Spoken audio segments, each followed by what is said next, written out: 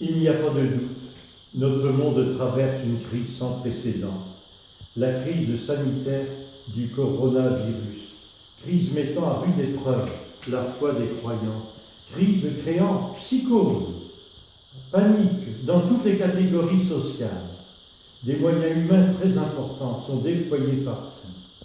Exprimons notre grande reconnaissance au service médical soignant, jour et nuit, au service des malades, de ceux qui sont en grande difficulté. Nous ne le dirons jamais assez, ces jours-ci nous recevons de leur part des témoignages de dévouement, de don de soi, de solidarité, nous invitant tous à nous sentir responsables les uns des autres. Comment, me direz-vous? On prend soin de notre entourage, des plus faibles, des plus fragiles, des malades, des familles endeuillées.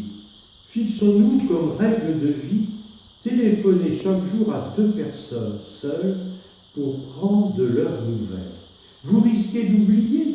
Eh bien, faites comme moi, la veille au soir, vous notez les noms de ces personnes que vous allez appeler demain.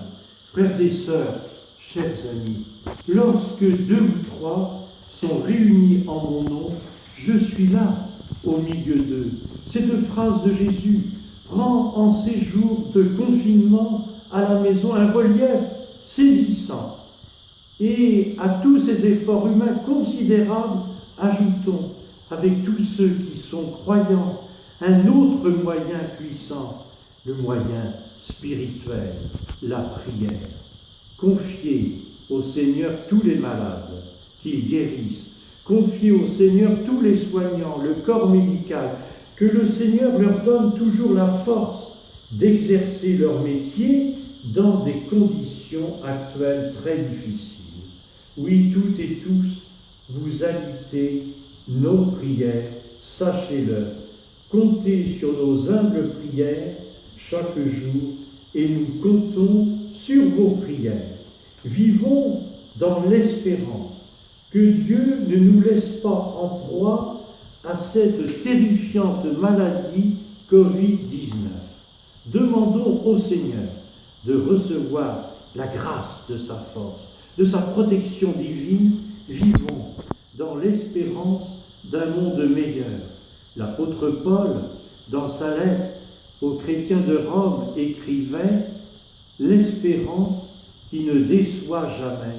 Cultivons cette flamme de l'espérance par la prière, avec des gestes quotidiens à inventer. » Frères et sœurs, chers amis, nous appartenons à la même humanité, alors vivons dans l'espérance.